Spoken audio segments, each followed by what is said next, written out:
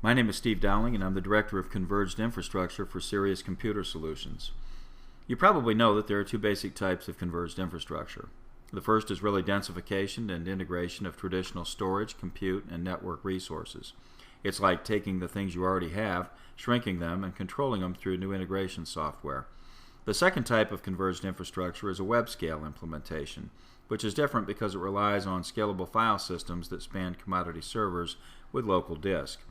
You recognize this as the design used by major public cloud providers. Either expression of convergence creates better economy, greater capability, and more competent risk management. Obviously, these improvements give us the chance to rationalize existing infrastructures, but they also create some new reasons to consider whether to move workloads to the public cloud. Here's why.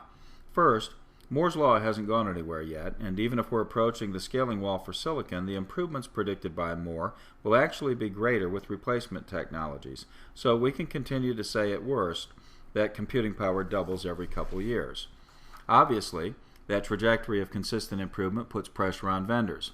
Things are getting smaller and more powerful every year, meaning an equal amount of work can be done with half the resources, at least theoretically. If you're in IT, I know I don't have to explain Moore's Law and its implicit consequences to you, but I do want to point out that Moore's Law is kind of a CapEx statement if you think about it. It's defining how you acquire more for less from a physical standpoint. Second, Moore's Law has a complement called Kuhme's Law. This law shows that the number of computations achieved per joule of energy expended doubles every couple years, meaning that as computing power doubles, energy consumption per cycle halves. Taken with Moore's Law, this means not only that compute resources are increasingly powerful and less expensive to acquire, but that they're also cheaper to operate since power and cooling are one of the greatest ongoing expenses in the data center. In the same way that replacement technologies actually create an accelerated version of Moore's Law, energy improvements are producing more acute reductions than Kuhme predicts. While Moore's Law can be construed as a CapEx statement, Kuhme's Law is kind of an OpEx statement. The former speaks to the cost to acquire, and the latter addresses the cost to operate. So, somebody's going to appropriate the advantages of these inevitable improvements. The question is, who? Maybe you've seen this before. It's Clayton Christensen's failure framework, which explains why businesses that do everything right ultimately fail. The framework illustrates that when a disruptive product enters the market, it isn't acceptable for use by mainstream users, but it is adequate for some smaller population like the scientific community. As the company does all the right things, that is, it invests in research and development, it incorporates new capabilities and so on, it further penetrates the market but eventually overshoots the actual requirements of most consumers. Because the company's built a business model that demands specific margins for its product, it has to keep improving the value proposition by adding new features, and it's inevitable that it will also come under pressure from disruptive competition.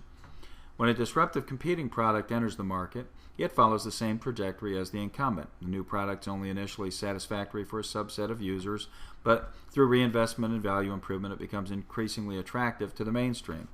The difference between the two companies at this point is that the incumbent has a business model that demands higher margins to maintain it. And this is helpful for understanding the converged infrastructure market and how you can capitalize on it to help your business. The first category of converged products is clearly the latest iterations of technologies from companies who are operating on the top line of the framework. They've been creating enterprise-class products for years, and they're capitalizing on the effects described by Moore's Law to make them more capable and cheaper to acquire, and described by Kuhme's Law to make them more affordable to operate. But there's a second category of competitors applying pressure to traditional vendors, and they're defying the normal trajectory by entering the market with very high functionality. This is possible because they're structured on at least two competitive entrants who've run the course already. The first of these is relatively inexpensive but powerful Intel-based hardware, and the second is the massively scalable file systems used and proven by the largest public cloud providers. These converged solutions offer granular, scalable infrastructure that looks like the public cloud, but it has the benefit of on-premise control, simplified administration, and linear cost and performance curves for predictable expense. It's clear that either kind of converged infrastructure can improve the existing environments of most businesses, but it's also true now that it may be less costly and more effective to adopt a converged infrastructure than to move core workloads into the public clouds. After all, Christensen's framework doesn't just pertain to technology companies. All of them are trying to improve their value for their customers, and they can't afford to waste money by purchasing more capability than they need, which is why many have moved workloads into the clouds. They've determined that the performance is good enough, that the public cloud is more economical, that it's more flexible, and that it can mitigate certain kinds of risk. Still, cloud providers behave according to Christensen's framework as well. They've built offerings and supporting business models that demand certain margins, and without them they'll fail. So how do they inevitably protect those margins? Well, they try to create more value by stacking services, but they also have to appropriate the CapEx advantages of technology improvements predicted by Moore and the OpEx advantages of reduced power consumption described by Koomey, which means that those advances must be passed on to consumers as slowly as possible. So that's the key question for converged offerings. Do they allow the consumer to appropriate the economy, flexibility, and risk management features of cloud computing while retaining the benefits of on-premise infrastructure? Many do, and all eventually will. Consider that public clouds should be cheaper due to economies of scale. Still, even with multi-tenancy, providers have to optimize ROI on their investments, so every customer has to proportionally amortize that number and create profit for the provider. In other words, consumers pay a fraction of the total environment because of sharing and scale factors, but they pay more than 100% of their part of it, or the provider's business can't support the services it offers, and it can't reinvest to stay relevant. It's actually a little worse than that. Users pay a premium even while the provider appropriates the improvements predicted by Moore and Koomey. Public cloud infrastructure can also be more economical because of metered use and a shift from CapEx to OpEx, but the value of that categorical shift revolves primarily around accommodation of business demands that vary radically, and within which it's desirable to create some predictability. So while CapEx can be reduced by metered cloud consumption, it doesn't make much difference if you can either scale only as you need to, or if computing demands are relatively predictable. Which of these models makes more sense? Cloud computing is also supposed to create flexibility that isn't otherwise possible, but new converged solutions are extensible to the public clouds, and they all exploit high-function virtual environments like VMware. So the argument for improved flexibility is eroded every day.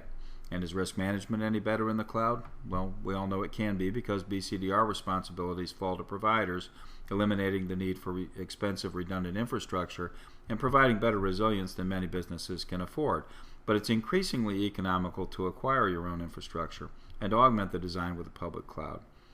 And common non-disruptive patching is an obvious advantage, but carries with it also the risk of incompatibility with existing software used by your company or software upgrades necessary for your business. So what we should take from this is that converged infrastructure can rationalize your existing environment, and it may be a better value than a pure public cloud offering. But it takes both technical skill and business acumen to adopt solutions that exploit all the appropriate delivery models, and that's where Sirius comes in. We are experts in the industry, and we make solutions to your business problems our sole objective.